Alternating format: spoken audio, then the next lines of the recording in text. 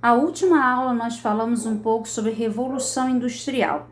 Nós vimos que a palavra revolução vem do latim revolutio ou revolvere, ou seja, dar voltas, completar voltas. É um movimento de translação, tá? Do globo em torno de si mesmo e em torno do Sol, né? Rotação em torno de si mesmo, translação em torno do Sol. Vamos lá, quando o astrônomo Nicolau Copérnico, entre 1473 e 1543, publicou a sua obra De Revolutionibus Orbium Celestium, que daí que saiu o termo revolução dos astros, né? Ele não fazia ideia que a palavra revolução seria utilizada lá no final do século XVII, metade do século XVII, início do século XVIII, para dois movimentos importantes, a Reforma Protestante e as guerras civis religiosas. Por que a Reforma Protestante foi tão importante? Porque marca a cisão, o rompimento, tá, das principais monarquias europeias, principalmente a Inglaterra, que era uma monarquia extremamente católica, de Henrique VIII, e também marca o rompimento de grupos religiosos com a Igreja Católica. Na Alemanha, de Lutero, tá? Na França, de Calvino, tá? E também marcam o rompimento da Inglaterra com a criação da Igreja Anglicana. Por quê? O sagrado matrimônio é um sacramento que até hoje na Igreja Católica não pode ser rompido. Então, você se casou uma vez com a pessoa, você não tem o direito ao divórcio, nem à separação de corpos. Então, tem que morrer casado com aquela pessoa. A Igreja Protestante, ela surgiu nesse ínterim. No caso da Anglicana, porque o Henrique VIII queria a separação de Catarina I, porque ela não pôde dar a ele um varão, não pôde dar a ele um filho, um sucessor do trono. Então, para que ele pudesse alterar a lei inglesa e pudesse conseguir o divórcio, ele fez um pedido ao Papa, né? Porque senão ele teria que alterar a lei inglesa para que mulheres pudessem sucedê-lo, ou seja, rainhas e não reis. E o Papa não concedeu a possibilidade do divórcio, porque violava um sacramento divino recebido por Deus. Nesse sentido, ele, após diversas tentativas, e ele se apaixonou por Ana Bolena, né, uma cortesã e também membro da corte, né, a filha de um conde, ele simplesmente decidiu se separar, tá? Da Catarina I, que era a rainha portuguesa mais amada e prima do imperador espanhol, o Fernando II, se eu não me engano. E aí o que acontece? Ele tinha a grande armada espanhola a favor dele. E ela era extremamente amada, era rainha católica, muito bem querida. Ela tinha até uma postura de sacra, mesmo diante das investidas do marido em relação à traição que ele fez com ela. Ela nunca deixou de amá-lo. Ela se afastou e retornou para Portugal, muito depois de ter retornado para a Espanha, após a separação do marido. Mas ela continuou sendo vista como a primeira e melhor rainha da Inglaterra, e ela era extremamente amada. E nesse sentido, ele se separou, e ele criou uma igreja de Estado. Nessa igreja anglicana, você tem a liturgia, ou seja, o livro, a Bíblia, a homilia, a forma de você fazer o culto, né? Era calvinista, e a forma de você rezar, as orações, a liturgia, enfim, os livros, a homilia, era toda católica, tá? Os rituais católicos, mas com culto protestante calvinista.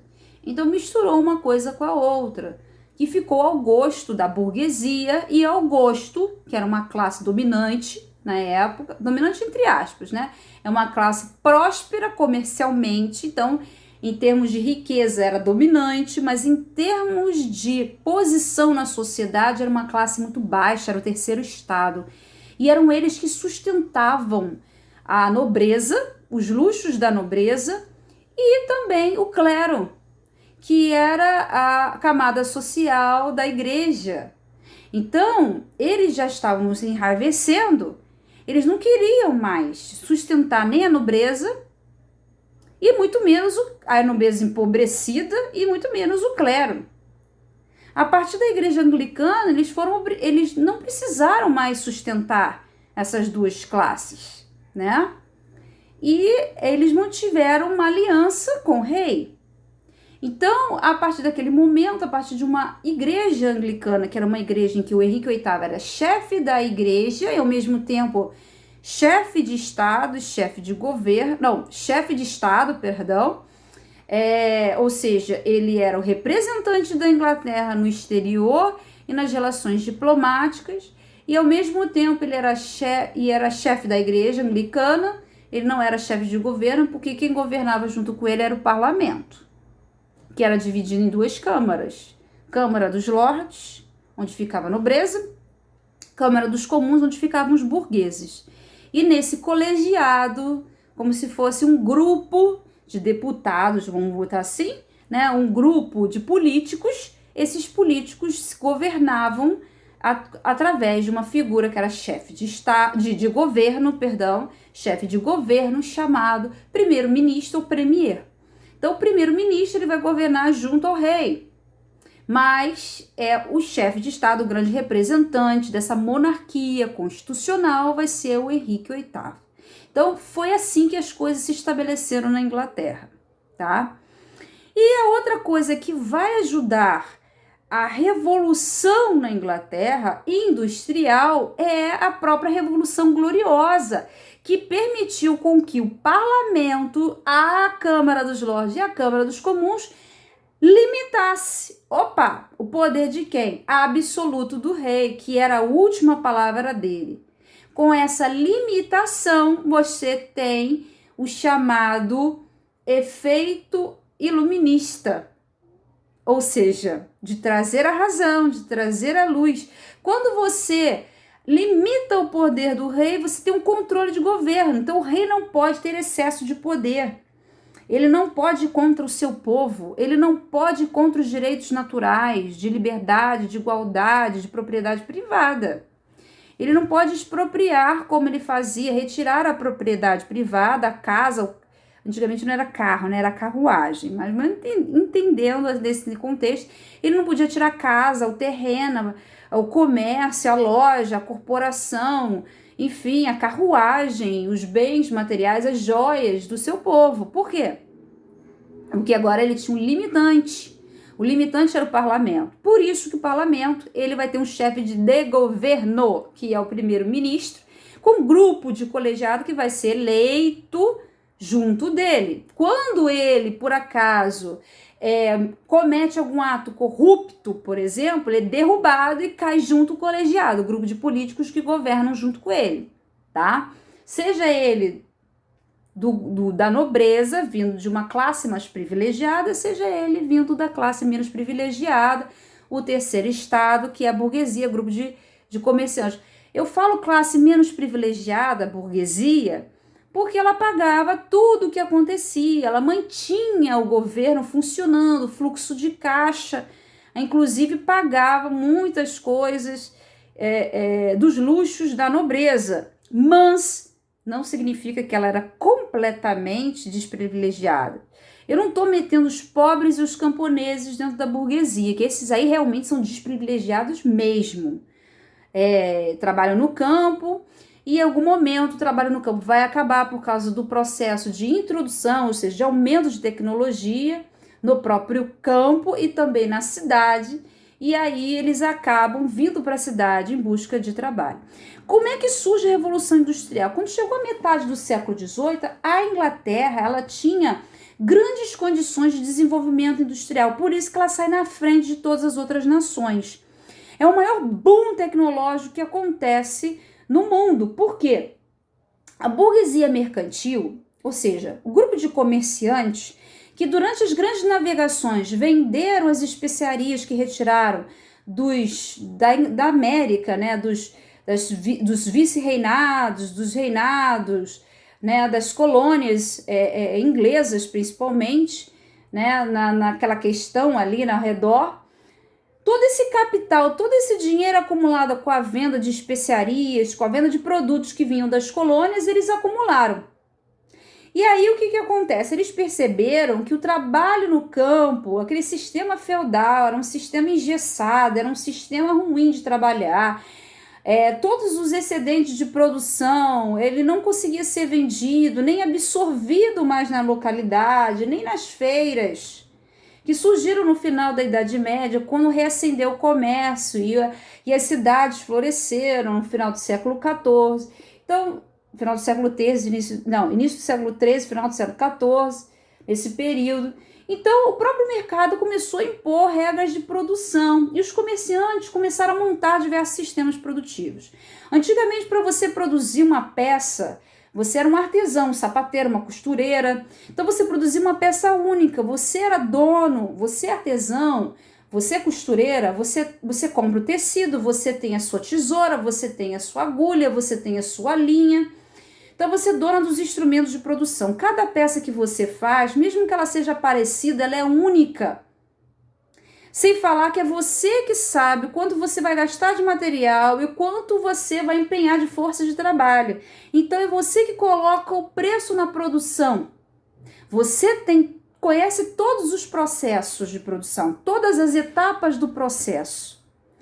Quando passa para uma manufatura, você tem um grupo familiar, que normalmente são aquelas empresinhas que surgem de fundo de quintal. Essa é a manufatura. Então, por exemplo, a mãe, a Isabel, tem o Zezinho, o Luizinho e o Guinho. O Zezinho vai cortar a sola do sapato. O Guinho vai cortar o couro. O Luizinho, ele vai costurar o sapato inteiro. E a dona Isabel vai dar os arremates no sapato, lustrar o sapato e o couro e colocar para vender. E ela vai vender. Quem conhece todo o processo da produção, ou seja, quem conhece todas as etapas da produção? O mestre da manufatura, da corporação. Quem é o mestre da corporação da manufatura? É Dona Isabel. Dona Isabel sabe tudo. Zezinho, Luizinho e o Guinho só sabem as etapas de produção. Era assim que funcionava na manufatura. E quem é dona dos meios de produção? Dona Isabel, porque ela tem tudo. Ela tem todos os instrumentos de fabricação do sapato. Mas o processo era dividido, então você tinha divisão do trabalho, um barateamento da produção, porque você tem um tempo menor de produção do que o artesão, que produz peças únicas. Então, num dia, ao invés de você produzir um sapato, você produz 3, produz 5. Então, é menor o custo de produção. Como é que começa a indústria? Eles percebem, com o próprio desenvolvimento tecnológico, que na Inglaterra existe excesso de carvão e ferro, que eles poderiam utilizar para fabricar máquina. Então, eles substituíram um trabalho humano por um trabalho fabril, um trabalho industrial, de máquina. Então, a maquinaria começaria a substituir o trabalho mais tarefeiro, mais difícil, mais árduo humano. E os homens operariam as máquinas, ajudando o processo industrial. Então, você precisava gastar menos com mão de obra, ou seja, menos dinheiro empregando pessoas. Você tinha um grande fluxo de pessoas, porque os campos começaram a ser fechados. E ao invés de você usar aquela mão de obra para arar os campos e produzir comida, você ia fechar os campos para produzir matéria-prima. A primeira matéria-prima que foi produzida foi lã. E depois, vindo das colônias, algodão. Por que lã e algodão? Primeiro, a primeira indústria que vai surgir vai ser a indústria de tecido, indústria têxtil. Então, você precisa de matéria-prima vinda de algum lugar. Da algodão, porque algodão se desenvolve em lugares assim, temperados a quentes. E nesse caso, a lã, porque a lã se desenvolve da tosqueadura, né, do tosqueamento da ovelha, né, do gado ovino. Então, o que acontece nesse ínterim aí? Os campos, os antigos feudos, foram cercados, é o cerceamento do campo para produção, para criação de gado ovino, para produzir o quê? A lã. A lã passa a ser fiada e ela passa a ser, vão ser produzidas diversas peças. Então, numa maquinaria, ou seja, dentro de uma produção industrial, ao invés de você produzir 5, você produz 20, você produz 100 no mesmo dia. Time is money, ou seja, tempo é dinheiro. Quanto menos tempo gasto, mais dinheiro se lucra. Então, nesse processo, a Inglaterra